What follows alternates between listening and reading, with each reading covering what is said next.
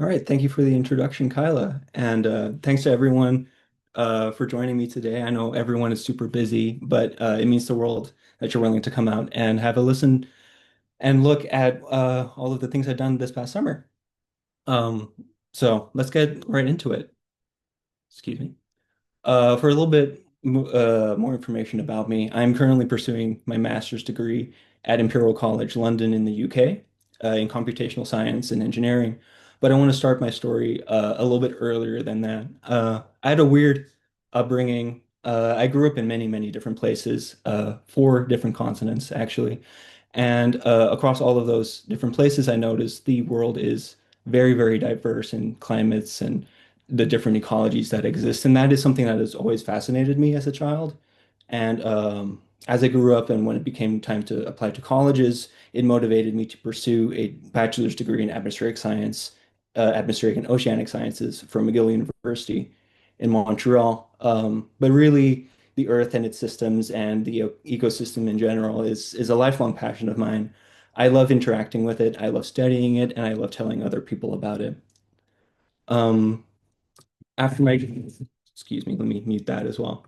After my graduation from McGill University, I spent a winter working as a observational meteorologist and climate researcher at the Mount Washington Observatory in New Hampshire, where I pursued a project studying the climatology of snowpack in the White Mountains region of New Hampshire, as well as gaining experience in the field, collecting data, and also interacting with community science initiatives.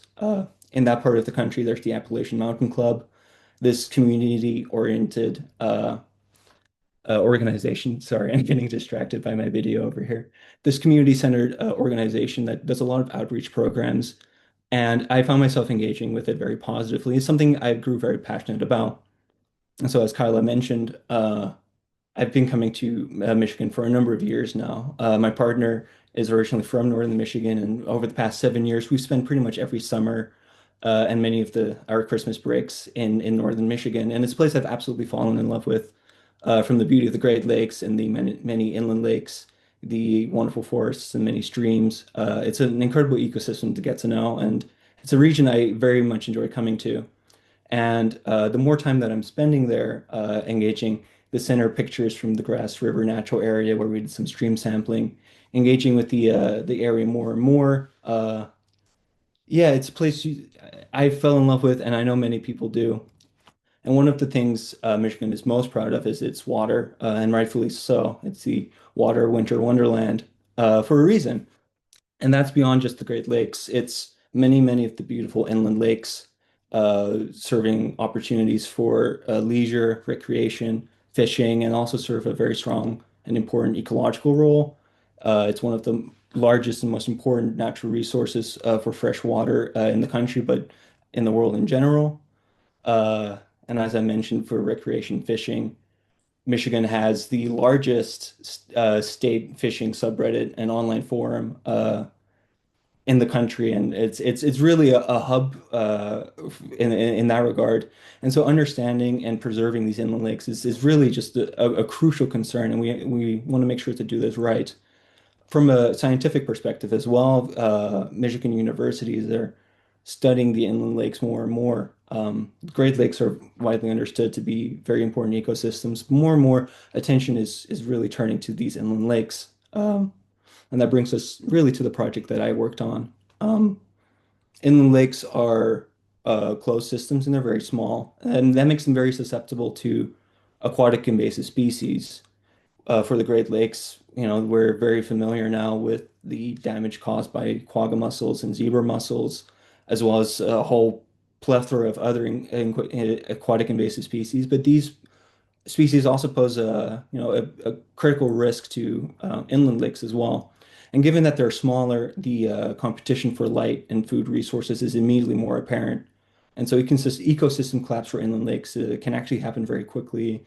So we need to be very, very careful in studying and understanding the spread of these aquatic invasive species and preventing damage in the future. These pictures are all of water milfoil, I believe, but It's one of the many examples of an invasive species that's really bothering our inland lakes, especially in northern Michigan. And that sort of brings me to the work that the BCD and conservation districts in this region do in general. Among a whole range of other projects, one of their core focuses is protecting these inland lake water ecosystems from invasive species. And that's primarily done by concentrating on boater and angler pathways and from boat launches, looking at opportunities to wash boats, educate the public on the risks of invasive species, and so on. One of the most important pieces of data that the BCD and other conservation districts have been collecting is the Aquatic Invasive Species Survey. Some of the audience members might actually have taken these or surveyed these themselves in the past. I know we have some volunteers in the audience. But this is a boater survey that is asked to people at the boat launch, uh, among other things, really trying to gauge what body of water the boat was last in, and that's pertinent for the spread of invasive species. You have things like quagga mussels that might stick on the side of boats, and when you bring a boat from one body of water to another, you might spread that invasive species into that new body of water. And so it's very important that we collect this data as a way of accounting where boats are coming from and where boats are going. And that's been done since 2017, but till now, we haven't really been able to clean or validate or interpret the data for meaningful results. But that's changed recently due to the generous funding from the Michigan Invasive Species Grant Program. That funding is crucial for projects like this and allows us to derive more informed decisions regarding conservation efforts and boat washing in the future. So more concentrating more on this project. As I've mentioned, we're using this aquatic invasive species survey data from about 17 regional lakes. I say 17 because there's some discrepancies depending on who you ask about what is a lake. There's Northern Lake Leelanau and Southern Lake Leelanau, or just Lake Leelanau, or Big Glen Lake and Little Glen Lake, or just Glen Lake. So depending on who you ask, it might be more than 17 or less than 17, hence about 17. But really, it's about this local, the Pinky of the Midden region of Michigan that we're in and concentrating on. And we're using survey data collected from 2019 to 2023. The reason why we're not using data before that is because it wasn't really homogenized yet. It was very different compared to the data collected afterwards. And this period, this 4-year period, is very consistent and lets me derive some interesting results from there. And the idea of this project is to try and get a strong basis and for understanding how boater flow looks in this area, what if there are significant pathways, and really just try and engage, you can try and interpret the survey data that this incredible survey data that we've been collecting over the past couple of years. It was really just to iterate the what we're trying to achieve in this project is to clean and validate this survey data, and we're doing that with the state of Michigan GIS repository. We're using the state of Michigan as like the true source to try and figure out where these lakes are, which lakes we're referring to. This is a point I'll iterate again soon. We're going to conduct a network analysis of sampled regional boater data and understand what these pathways look like, and then identify any significant ones, whether that's inland or Great Lake pathways. And the idea is that we're trying to provide insight as to how boaters move in this region and serve as a stepping stone for, informed conservation efforts. Our conservation districts in this region are limited in their resources, and if we can try and have a better, more specific targeted approach to where we put our boat washing efforts or our education efforts, that would help a great deal in improving conservation efforts in the region. So, talking about the data, uh, it's a tremendous effort from so many volunteers. It's taken a lot of work to get to this point.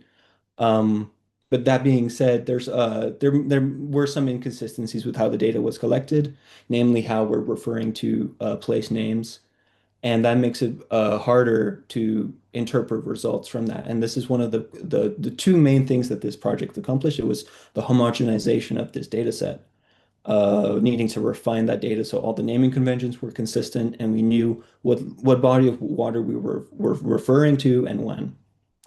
And to do this, like I mentioned, we're using the State of Michigan GIS repository.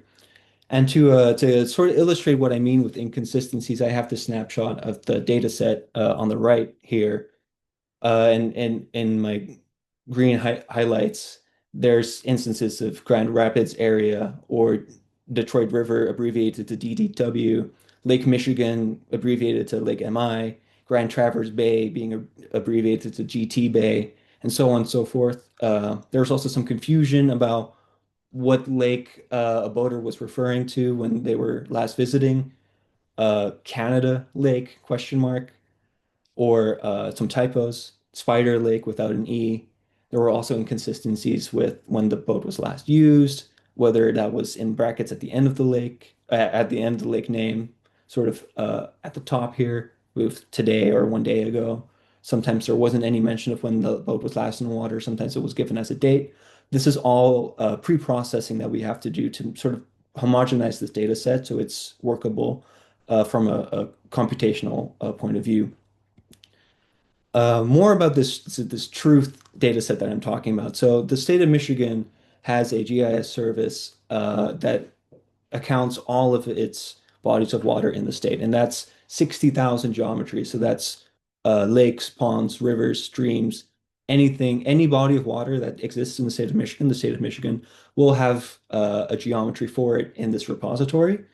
And that's enormous. That's a huge body of text. I should mention a lot of that are very, very small creeks and very, very small ponds that aren't named, and they'll be given some ambiguous ID. So a lot of those will be discarded. All in all, there are about 11,000 named inland lakes in the state, which is a ton. It's actually too many to do an analysis concretely because a lot of the lakes actually have repeated names. I'm sure many of you can think of a name of a lake that comes up quite a number of times in the region. And that makes it quite hard actually when people are saying we last visited a certain lake. If there are many instances of that lake that exist in the state, how do we know which one we're talking about? And that sort of brings me to the biggest assumption that I've made in this project, and that's lakes that are mentioned in boater data are referring to the nearest lake of that name. And on the map, I've had it, that red dot is sort of the center of the region that I'm looking at. When we're looking at boater data and there's mention of a portage lake, I'm assuming they're talking about the portage lake that is a 20-minute drive away from that point and not the one on the border with Ohio or something like that. That's, I feel, a reasonable assumption. And that shortens my reference list from 60,000 lakes to just over 5,500. So an order of magnitude difference, and that makes my analysis much more easy. I did this on my laptop. If I'm trying to do everything with 60,000 geometries, this would not work at all. So this was a pretty crucial step, and I found it to be a reasonable assumption if it weren't for the fact that we're actually quite lazy and bad with naming lakes. This is an example of just how many mud lakes there are in our region, and this counts for Long Lake as well. And so I urge you, as I'm talking through this project, to consider the fact that a lot of these results should be taken with a grain of salt.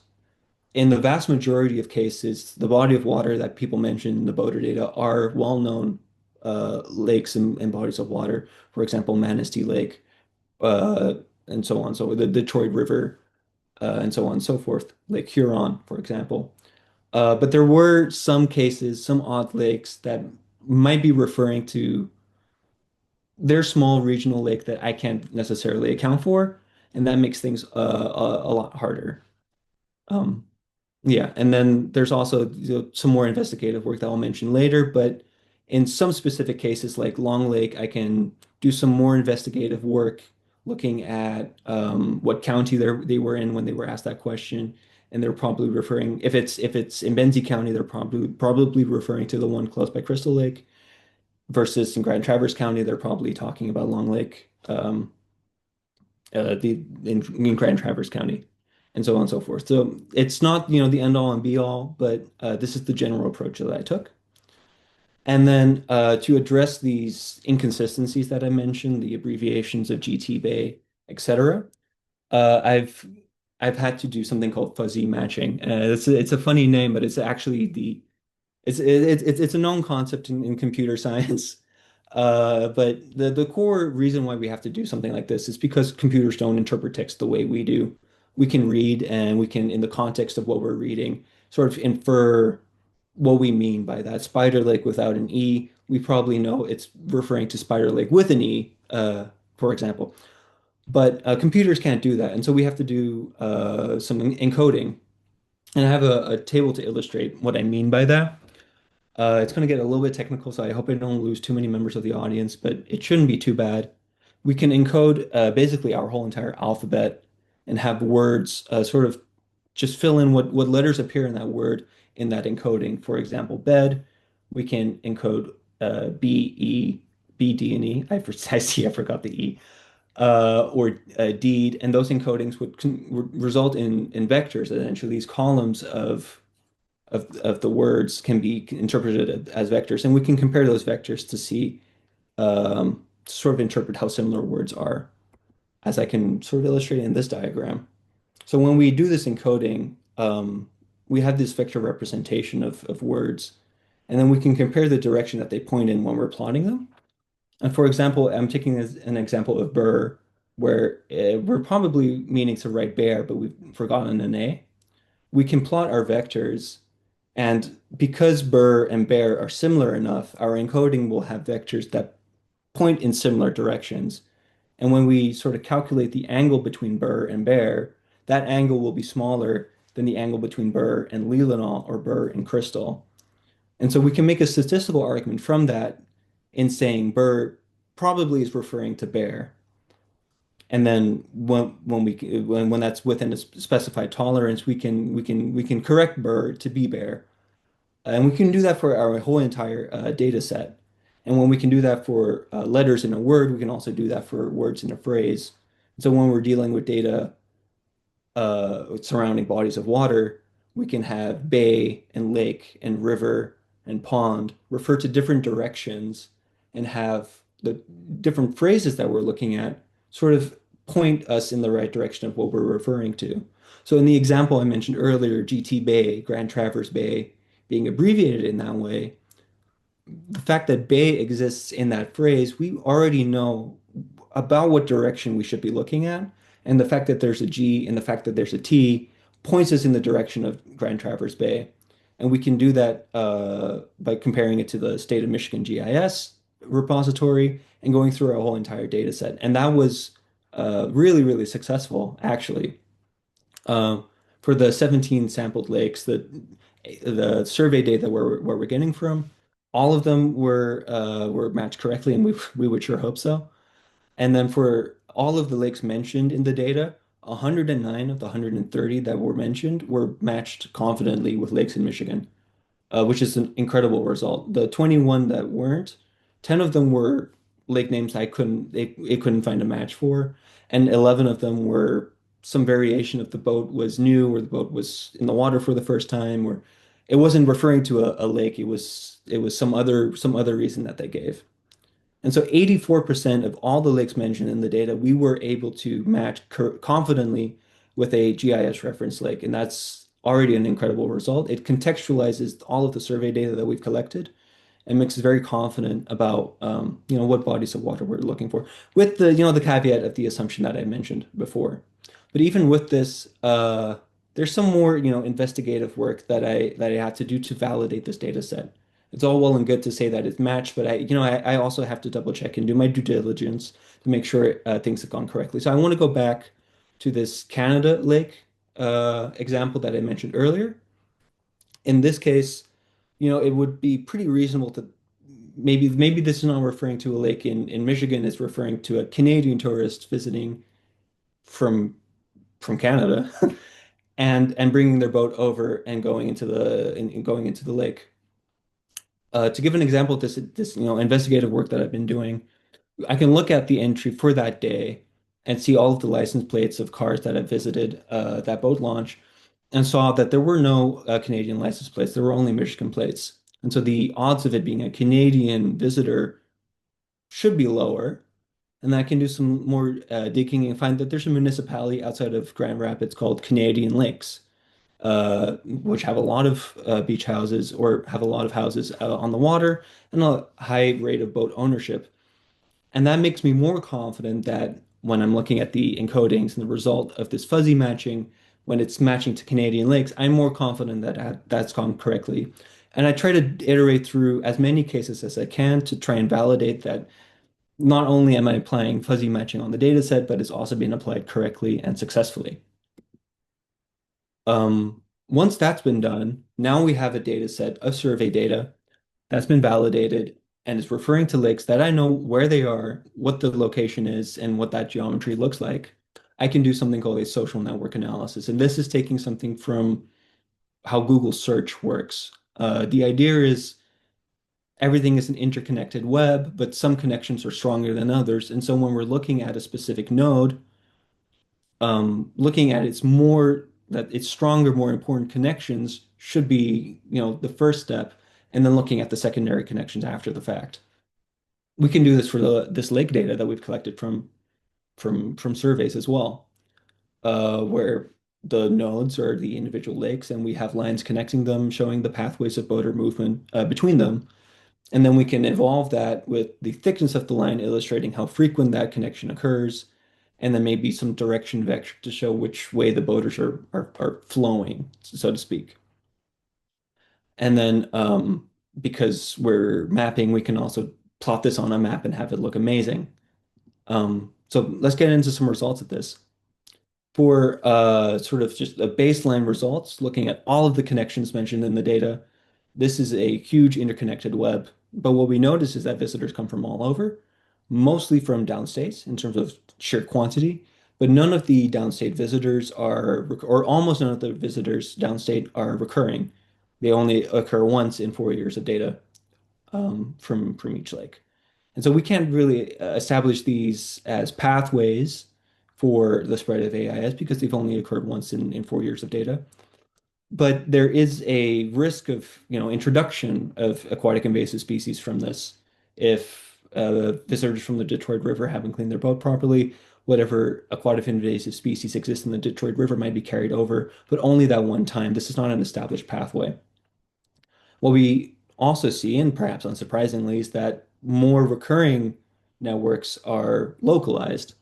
And so taking a look at these frequent established pathways, it's a very local phenomenon, except for one outlier, Bear Lake in this bottom left corner over here in dark green. That is receiving visitors from Lake Huron, from Grand Rapids. It's a bit of an outlier compared to all of the other lakes, pardon me. And the reason for this might be the inherent bias of survey data. And this is something I want to iterate very clearly. It's incredible that we have access to this data at all, but it is only a snapshot, and uh, it falls victim to the biases that we have when we're collecting survey data. Bear Lake is an incredibly popular destination for recreation. There's music on Bear Lake. It's a very popular fishing destination. It's very accessible, and so there's a lot of people going to Bear Lake, and we're also surveying Bear Lake at a much higher rate than all of the other lakes. And so what we get as a result is a sort of not well, relative overrepresentation of out of region visitors compared to the other lakes because we're surveying so many more times. This is something I want everyone to, keep in mind as we're talking about these results. This is really just a snapshot, a hyper-localized snapshot of what these networks look like. But even then, there's some really interesting results. Looking at even like the ultra high recurring connections in this network. Really, this is five or more times over the past 4 years of this same lake being mentioned between two at the same boat launch. This is a very recurring network. And what we notice is sort of this emergence of superhighways, I like to call them, where we're connecting Benzie County to Grand Traverse County and Grand Traverse County to Lake Leelanau. And I've found this to be very interesting. So where we're seeing many downstate visitors from lakes occurring once, perhaps posing a risk of introduction of AIS. When we're talking about the spread of aquatic invasive species, it's these sort of superhighways that are forming. That is my greatest cause for concern. This is how invasive species are going to be spread through these superhighways. And just to sort of illustrate what I'm talking about is this sort of L shape from Crystal Lake, Long Lake, and Lake Leelanau, this structure that sort of forms over and over again between these lakes. There's a lot of boater traffic flowing through this corridor. And as I said, this is the biggest cause for concern when we're talking about the spread of invasive species. And so to bring up some important conclusions already, the significant boater and angler pathways are local effects. There are very few sort of recurring out of region visitors, but the reason for that might be sort of the inherent bias of surveying.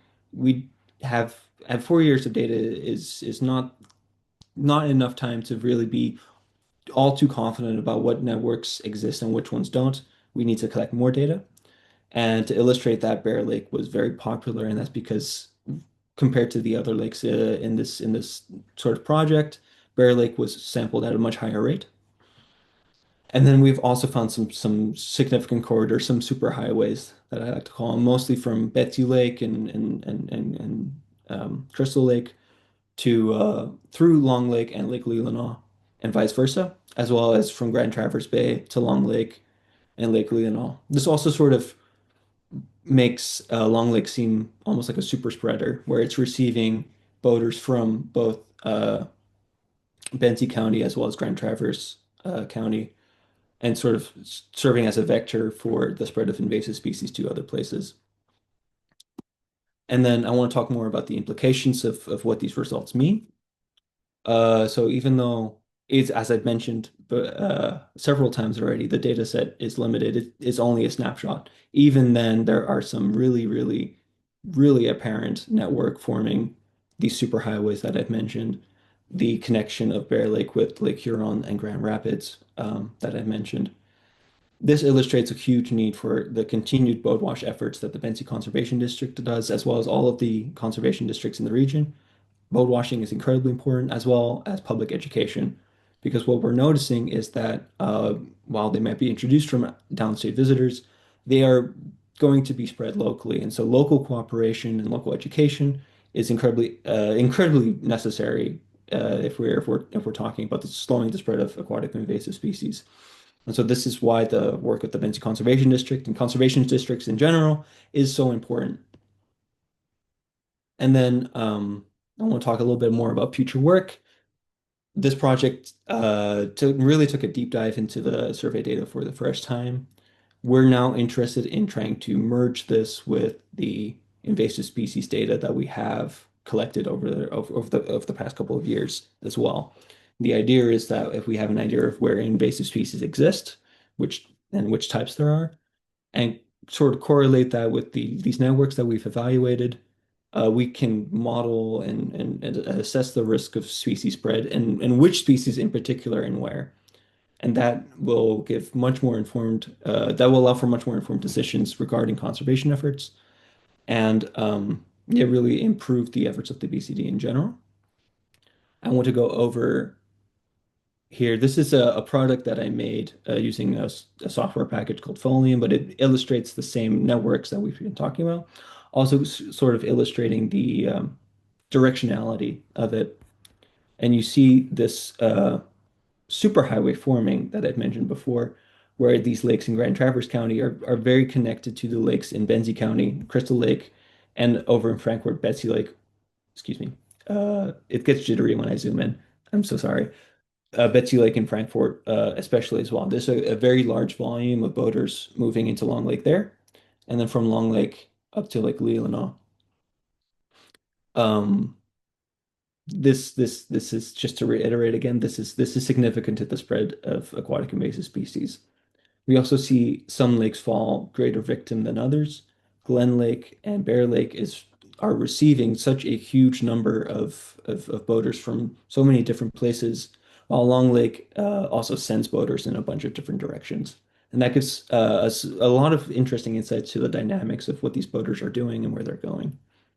And we also sort of see this shortcoming in survey data because we're looking regionally very close to this sort of west coast of Lake Michigan. we get a little representation of the chain of lakes on the eastern bay of Grand Traverse over here. Um, our surveys we aren't collecting surveys over there, and we aren't asking boaters where they're coming from. This would be a great extension of the project. I would love to know where to collect data on this side as well and see so how far it goes. Um, More work for the future, I guess. And then the idea is that we ultimately merge this with this aquatic invasive species data that we've been collecting over the years, highlighting all the different types of aquatic invasive species that were found in the area, including everything from mussels to pondweed and aquatic invasive species. And already we can sort of compile, if you're interested in interpreting risk, we can see that crawfish, crayfish, brown over here might are following this sort of vector of the superhighway I mentioned, where they're being carried over from Benzie County over to Long Lake, and they've been present in Long Lake. I wouldn't be surprised if they're soon to be found in Lake Leelanau, just purely based on the results from the project that I've done. So that sort of illustrates the goal of where I want this project to go. It's obviously still a work in progress, but I'm very proud of what we found so far. I'm very excited to see where it's going to go in the future. And that sort of brings me to the end of my presentation. I would love to hear any questions that you guys have. Thank you. Thank you so much, Mace. I really, really appreciate it. Again, for everyone listening, Mace volunteered to analyze all of this data. So, yeah, Ellen, I see you have a question. Yes, I wanted to ask whether the survey data only includes motorboats. No, it does include paddlecraft as well.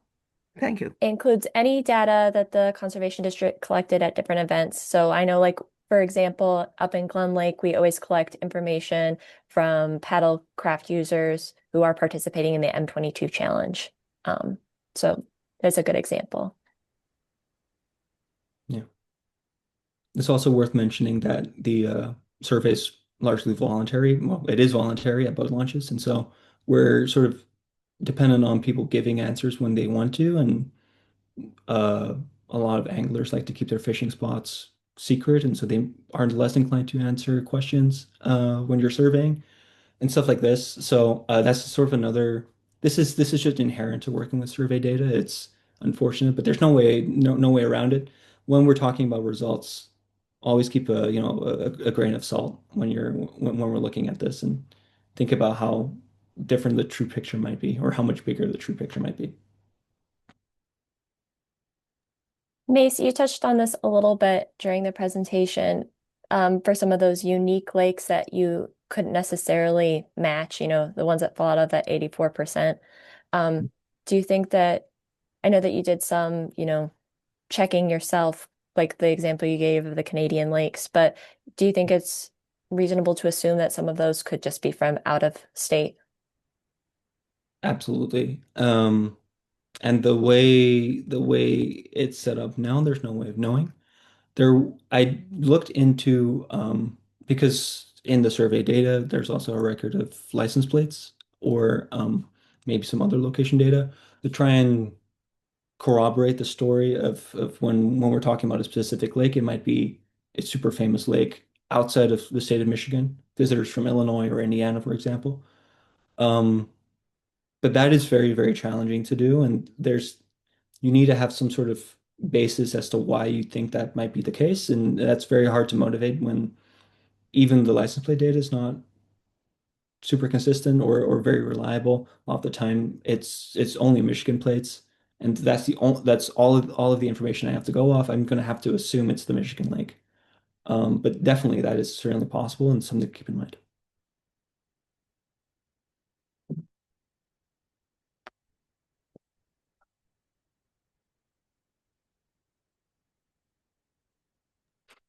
I have another question. So, as you continue to do your studies, and especially on this informatics side and computational analysis, what would you do anything differently versus how you did the analysis this past summer? That's a that's a really interesting question. There are some improvements that I could make just purely from a programming perspective, now that I've, gained more experience in programming. But there's also opportunity for more interesting directions. I've gained a lot of experience now in deep learning and machine learning, and there's opportunity to better parse through the data using machine learning than what I've done using fuzzy matching, which might lead to more interesting results as well. I'd be interested to see how different it would get as well. As I mentioned, I do a little bit of investigative work to validate the data set, but 109 lakes to go through is a lot, and confidence is strong for some and not as strong for others. I'm interested if I were to approach it with a different a different method, something like machine learning. How different would this result be? And sort of go from there. I have a couple questions in the chat. Based on the coding that you did for this project, would it be possible to create a field data sheet that other groups could use to easily upload their survey data into a map? Absolutely. I was very careful trying to approach this from a programming perspective. And I've shared this code with Kyla. Anyone computer inclined can take a look at it. But I've separated all of the pre-processing steps that I've taken from the rest of the analysis, and you can run this pre-processing code over and over again with different data sets, or you can add survey data as it comes in, and it will undergo the same process, the fuzzy matching, as well as the validation with the state of Michigan GIS, get the geometry data from the state of Michigan GIS, and then also plot it all as one smooth pipeline. Um, the idea was longevity, and as survey data is continuously collected over the coming years, we can keep adding and adding and adding, and that will add confidence to the analysis that I've done as well. But for sure, as long as the input survey data is at least somewhat consistent with the data that I've already used, the pre-processing steps are definitely replicatable. Another question, how would you recommend changing the voter survey questions to collect data that is easier to analyze? Um, I mean, there's no one right answer. It just needs to be consistent permanently. And what I found, even I mentioned before, I used 2019 to 2023 for the reason that it was the most homogeneous. But even in that 4 year stretch, the way the answers were written down was very different because the convention would change. Even in the screenshot, there are different conventions shown, where it's either just the lake that was previously visited, or the lake and how long ago, or the lake and what date. As long as we're just adhering to one, it's workable. But the fact that it's transient with time, it makes it more frustrating to work with, or and makes the results a little bit less robust because there's a bunch of pre-processing that I have to do as well. For in this example, I'm sort of parsing through all of the data, and when it's something written in brackets, I'm getting rid of it because in some cases like this, the word today is in brackets, and that's not relevant to the phrase the phrase Manistee River. Um, so as long as it's consistent in the data set, it's perfectly workable. Um, yeah,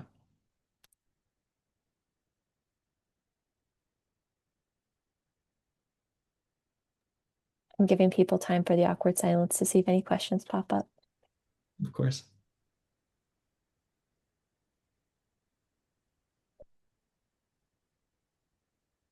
Is the duration of time between visiting water bodies something factored into work like this? Not in this case, because in the vast majority of data, it was not given, and I wanted to make sure to use as much data as possible. You could take a sort of hyper focus at the data that does include that information and see if you find anything interesting. It was the original goal was to have this very sort of temporal evolution, the how it changes with time. But it's non-present in the majority of the data. And I would be very interested to see if results are different at all. From a sort of ecology, aquatic invasive species perspective, the period of time since the boat was last in the water is of huge concern. If it's was in the water a couple hours before, that is completely different than if it's between seasons, for example. There are a couple cases where it's like that. They mentioned that they were last in Long Lake, but it was Long Lake a summer ago, and stuff like that. So there's scientific reasons why we'd be interested in that, but we haven't been able to as of yet. Would adding a field for state of origin allow the project to expand to include those out-of-state lakes that were unable to be matched? It absolutely could. The challenge is that you're also having to expand the GIS repository.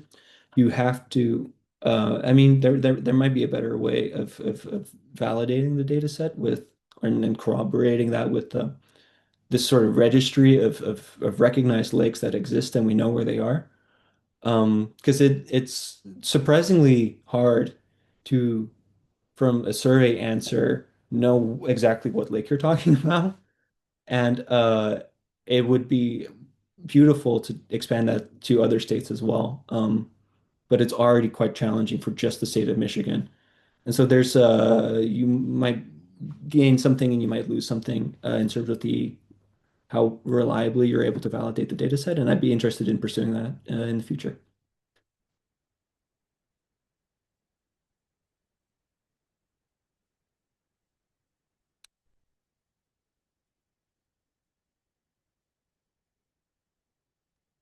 Well, if there are no more questions, I just want to say thank you again, Mace, especially for taking the time and dealing with the time difference and everything else. For those of you tuning in, I will be posting the recording shortly to the Benzie Conservation District YouTube channel, along with all of our other webinars from this series. I'll also be sending up a follow-up email with the link to that recording directly. And I can't thank you all enough for tuning in. So thank you. If you have any other questions, please feel free to reach out. And thank you, Kyla, and thank you everyone for joining.